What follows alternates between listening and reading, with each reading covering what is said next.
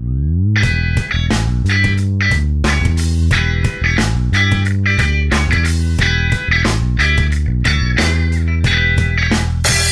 tema de hoje é América Indígena, né? Para desenvolver esse tema, eu tenho 3 pretextos que nos conectam com discussões que são fundamentais na formação de um historiador. Na apresentação do curso, na última ocasião em que nós estivemos juntos, que foi também a primeira, eu disse a vocês que essa disciplina de História do Brasil Colonial, ela é pensada como um pretexto para nós discutirmos, para nós trabalharmos fundamentos da formação de um historiador. Então nós tomamos temas, esses temas perfazem uma unidade, nós damos esse nome então de História do Brasil Colonial 1, né? Mas tudo isso serve no fundo para questões mais amplas, para questões que eu considero mais substantivas do que tratamentos temáticos pontuais. Assim sendo, América Indígena, tal qual enunciado aqui nessa primeira ocasião, nos põe em contato com 3 discussões muito importantes. Elas serão introduzidas, porque eu também não vou colocá-las à frente da discussão do tema propriamente dito, né? Quer dizer, eu vou apontar essas questões a partir do tema, introduzo então o tema por meio desses 3 pontos importantes. Em primeiro lugar, a questão da periodização, da cronologia e do anacronismo em história. Em segundo lugar, a questão dos pontos de vista na história. E em terceiro lugar, a questão da interdisciplinariedade e das formas de conhecimento de determinados problemas relativos à história.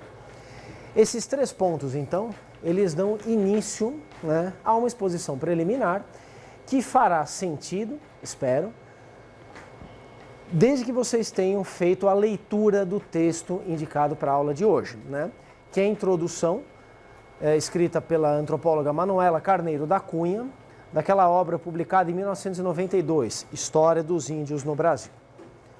Na segunda parte da aula, faremos uma primeira análise de documento. Eu faço essa leitura e vou pautando para vocês algumas questões importantes nessa leitura e vou assim demonstrando uma possibilidade, uma boa possibilidade de como abordar uma fonte histórica desse tipo. Tudo bem, pessoal? Ok? Vamos lá. América Indígena. Essa expressão enseja desde o início a possibilidade de uma incongruência, porque afinal de contas, América é um termo dado pelos europeus a um continente. Se distancia então do universo cultural das populações indígenas que aqui habitavam quando os europeus aqui chegaram.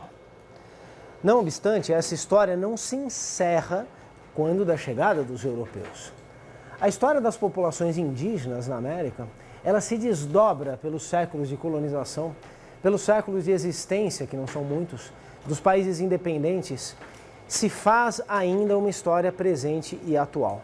Não de todas as populações indígenas, muitas desapareceram. Outras, a maioria, se transformou, se mesclou, desenvolveu formas de sobrevivência, desenvolveu formas de relacionamento com essas culturas estranhas ao continente europeu, estranhas até o final do século XV.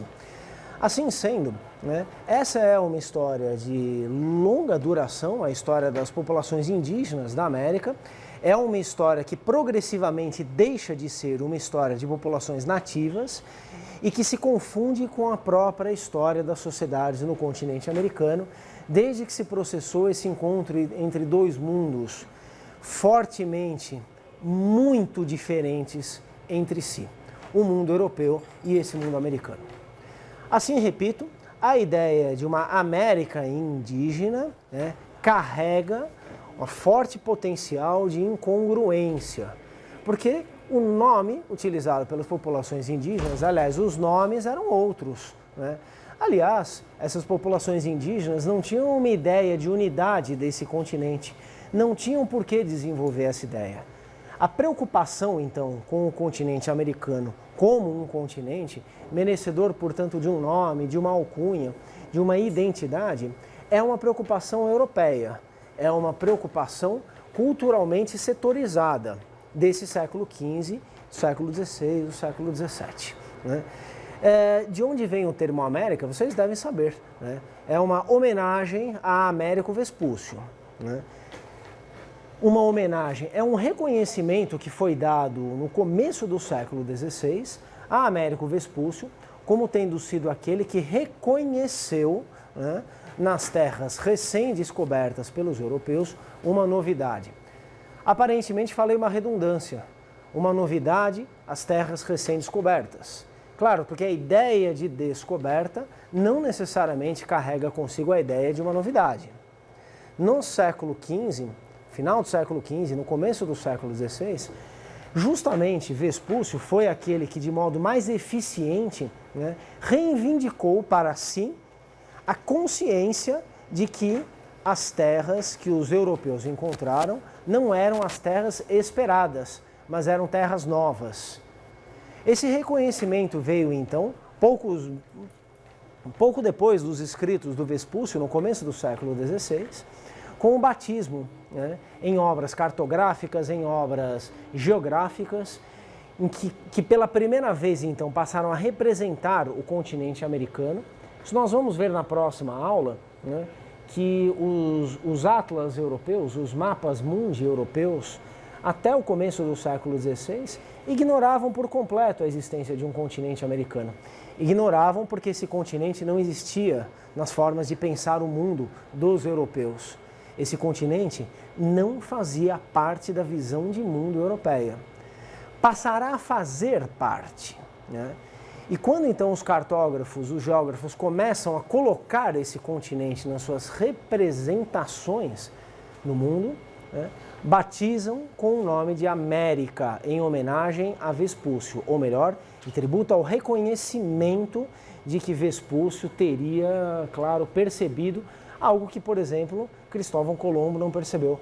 Porque Colombo morreu acreditando que ele tinha chegado à Ásia, que ele tinha, enfim, promovido um grande feito da história da humanidade, como de fato fez, né? Como de fato promoveu, mas a consciência que ele tinha desse feito era da abertura de um caminho para a Ásia, que era o objetivo inicial. O inesperado precisa ser decodificado, precisa ser apropriado por referenciais culturais dos europeus. Assim, essa visão de mundo se transforma com a incorporação de um quarto continente a um mundo que até então tinha 3 continentes: a Europa, a Ásia e a África. O que nós chamamos hoje de Oceania virá bem depois, lá no final do século XVIII. Bom, o termo então América Indígena, ele corre o risco de carregar um anacronismo, não apenas uma incongruência. Literalmente, o que é um anacronismo? Pode ser definido como um erro de datação, simplesmente, ou como a atribuição, né, de uma época, a atribuição a uma época de valores de outra época. Nesse sentido, estamos diante de uma definição menos literal, mais complexa e mais interessante. Porque para o historiador, né, o anacronismo consiste numa distorção de compreensão de uma determinada realidade histórica por imputar a essa realidade um conjunto de referências que não fazem parte dessa realidade, distorcendo desse modo a compreensão dessa realidade. Só que para nós, historiadores, é muito difícil evitar completamente o anacronismo. Por quê? Porque nós não vivemos no passado. Nós vivemos numa época com os seus referenciais, com os seus valores, com as suas linguagens, com as suas formas de apreensão do mundo, com as suas formas de representação do mundo e do conhecimento.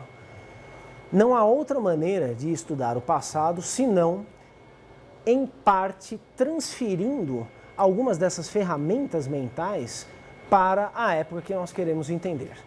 Claro, já disse isso a vocês e repetirei ao longo do curso. Um historiador não estuda apenas o passado. Um historiador não deve se interessar apenas pelo passado. Tão importante quanto o interesse pelo passado, que é o que define de antemão, claro, o interesse em direção à formação de um historiador, a prática, né, de um ofício de história, é o interesse pelo presente.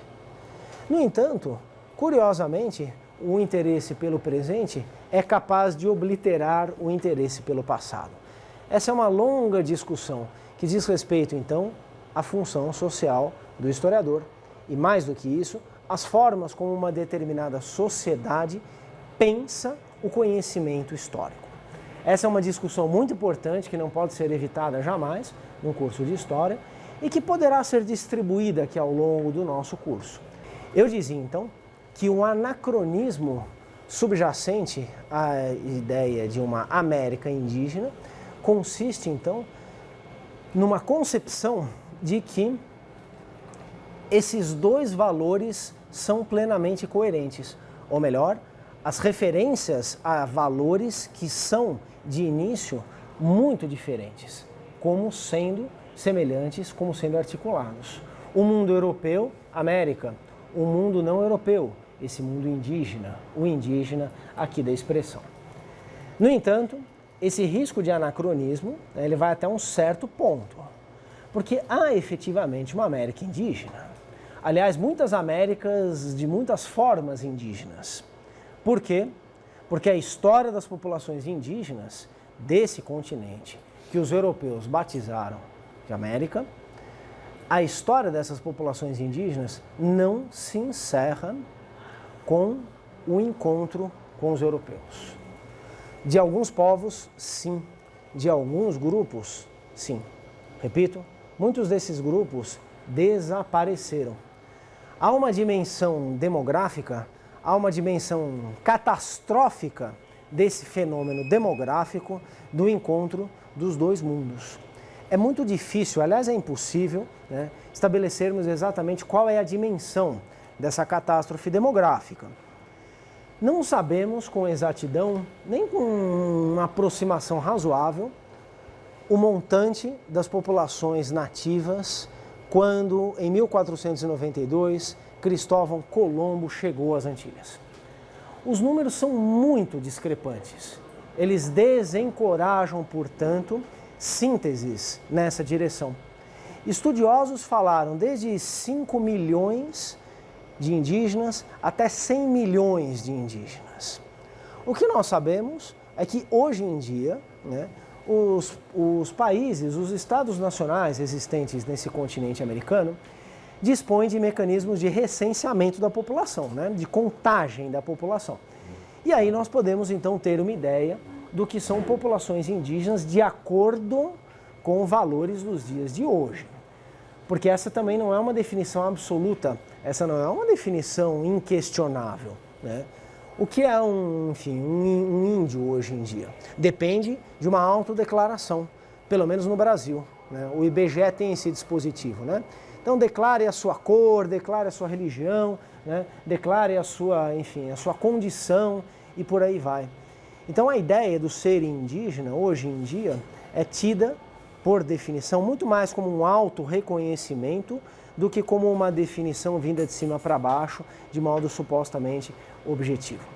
Como quer que seja, claro, o montante dessa população, qualquer que seja o critério adotado hoje em dia, é muito menor do que era há 500 ou há 600 anos atrás.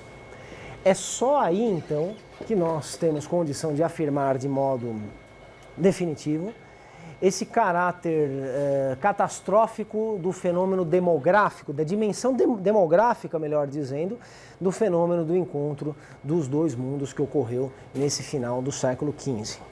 Essa é uma história, no entanto, que continua. É uma história, portanto, de adaptações, é uma história de trocas, é uma história de sincretismos, sim, mas sempre uma história de hierarquias. Ou seja, quando entendemos que houve trocas culturais entre portugueses e indígenas da costa da capitania de São Vicente, pronto, restringir aí um espaço preciso, né? O que viria a ser depois a capitania de São Paulo, magnificamente estudadas por um grande historiador, Sérgio Buarque de Holanda, em alguns de seus livros, principalmente em Caminhos e Fronteiras.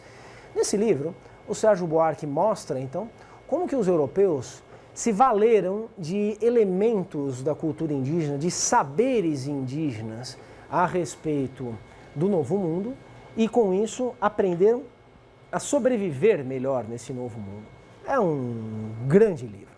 O hábito do banho, certos hábitos alimentares, o hábito da caminhada a pé em grandes distâncias, como reconhecer onde havia água, onde havia mel, portanto, onde havia elementos de subsistência, como reconhecer caminhos no meio da mata, né? Tudo isso os europeus aprenderam com as populações indígenas, né? Houve um movimento contrário? Sim, claro. Mas as relações nunca foram igualitárias. Essas trocas, que eu chamei aqui de miscigenações, sempre estiveram marcadas por relações de dominação do europeu em relação às populações nativas. Quando a gente fala relações de dominação, esse não é um plural satisfatório, esse é um plural preliminar. Existem relações e relações de dominação e de dominação. Isso variou também muito no tempo e no espaço da história dessa América portuguesa. Estamos generalizando aqui para introduzir então essa questão, né, das trocas devidamente hierarquizadas, né? Isso é o que basta como uma afirmação preliminar aqui para o nosso começo de conversa, né? Bem, a própria ideia de Brasil colônia, que está aqui no nosso curso, né, que está aí no programa, que, enfim, está na grade curricular de vocês, enseja um potencial de anacronismo semelhante à expressão América indígena. Por quê? Porque, estrito sensu, né, nós estaremos aqui ao longo do curso, tratando da história do Império Português e não de uma história do Brasil. O Brasil não existia até 1822 como um Estado nacional independente, soberano, com uma base territorial razoavelmente definida, com uma identidade capaz, então, de amalgamar uma diversidade social que supostamente iria compor essa sociedade correspondente a esse Estado nacional. Isso não existe antes da independência do Brasil. Existem parcialmente alguns desses fenômenos, mas a confluência de todos eles, de modo a nos permitir uma definição satisfatória do que é um país chamado Brasil, do que é uma sociedade chamada brasileira, do que é uma identidade nacional brasileira, são fenômenos completamente alheios aos séculos XV, XVI, XVII, XVIII. Né? Brasil colônia, portanto, prevê uma projeção, né, de tipo retrospectivo, como se a colônia estivesse se desenvolvendo em direção àquilo que veio a ser o Brasil. Em última instância, nós podemos até dizer que a colônia é a negação do próprio Brasil. Porque o Brasil se forma como um Estado nacional independente no século XIX, deixando de ser colônia. Há então uma incongruência nessa expressão. E há um anacronismo subjacente à generalização dessa expressão. Porque vocês pegam em qualquer livro didático, História do Brasil. Tem o quê? História da colônia. Estou dizendo a vocês, mais adequado considerarmos isso, História do Império Português, História de Portugal, História da expansão europeia pelo mundo. Sim. Mas também História de populações nativas, que estabeleceram contatos, enfim, que travaram relações assimétricas, hierárquicas, embasadas em condicionamentos de dominação com as populações europeias. Mas todas essas expressões seriam mais satisfatórias do que a simples consideração, então, disso tudo como uma história do Brasil. Um livro didático, ou a cabeça da maioria das pessoas que pensa alguma coisa sobre a história nesse país, né? A cabeça das pessoas, já desde o sistema educativo, já desde valores que estão espalhados na nossa sociedade e que desde muito cedo condicionam formas de se pensar a história, tudo isso ensina, entre aspas, a pensarmos a história do Brasil como uma unidade longeva, né? como uma unidade que remonta pelo menos desde o descobrimento. Não é assim? Não tem nenhuma novidade nisso. No entanto, em 1500, em 1550, em 1600, ninguém, não só no Brasil, mas no mundo, seria capaz de imaginar que algumas décadas, alguns séculos depois, viria a se formar um Estado nacional independente, autônomo e soberano, chamado Brasil, que é o que nós conhecemos hoje. No entanto, todo e qualquer país, isso não é uma operação ideológica exclusiva do Brasil, todo e qualquer país fabrica a sua história, remontando-a ao passado mais distante possível. Quanto mais antigo for esse passado, maior legitimidade supostamente terá essa história. Essa história, então, capaz de embasar uma ideia na cabeça das pessoas que compõem a sociedade do que é isso, aparentemente de difícil definição, uma nação, uma coletividade nacional. Quando nós pensamos, então, o que é o Brasil, é frequente nós pensarmos, por exemplo, é algo que foi descoberto em 1500 por Pedro Álvares Cabral. Nós, as pessoas em geral, mesmo nós, historiadores profissionais, os mais experientes, os iniciantes, não estamos completamente isentos das influências advindas desses valores que estão espalhados na sociedade em torno da história. Seria muita arrogância da nossa parte imaginarmos que, ao começarmos a estudar profissionalmente a história, nos desvencilhamos de convenções, de estereótipos, de tradições, de heranças, de formas muito bem consolidadas de pensamento em relação à história. Vale a pena, então, refletirmos, como historiadores, vocês em formação, sobre os pesos desses valores socialmente distribuídos em torno de nós a respeito da história. Eles influenciam, eles nos influenciarão durante muito tempo. Eles serão parcialmente responsáveis por algumas formas que nós temos de pensar a história. Bem, essa operação retrospectiva, então, de dotar uma nação de um passado capaz de legitimá-la, de legitimar a nação, não é exclusiva do Brasil. Mas no caso do Brasil, alguns dos seus componentes mais tradicionais são esses tópicos da história, que remontam então à história da colonização. Sim, parece um pensamento crítico nós combatermos a ideia de um descobrimento do Brasil, como se as coisas tivessem então sido iniciadas pelos portugueses no ano de 1500 e substituirmos esse marco fundacional por um passado indígena. Sim. Tem gente que também veicula isso na nossa sociedade. Não, vamos abandonar esse olhar etnocêntrico, eurocêntrico, isto é, centrado nos valores europeus, como se o Brasil tivesse começado a ser criado pelos europeus, e vamos substituir isso, então, pelo verdadeiro passado brasileiro, que seria, então, o passado indígena. Isso não resolve a questão. Isso é trocar 6 por meia dúzia, quer dizer, é substituir um marco por outro, sendo que os dois marcos, eles são carregados no mesmo potencial anacrônico, do mesmo. Um marco pode ser mais simpático de um ponto de vista político-social do que outro, mas do ponto de vista de uma observação minimamente rigorosa da história, no fundo, eles se confundem. Problema. Onde começar, então, um curso referido por uma expressão que em si mesma já é uma expressão inadequada? Como começarmos a tratar de algo que apenas inadequadamente é chamado de Brasil colônia?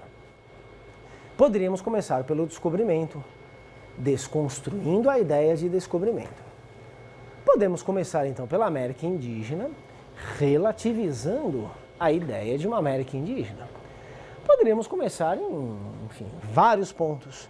O que importa é que, para nós, esses pontos ofereçam pretextos para entendermos algumas coisas realmente importantes em relação à história.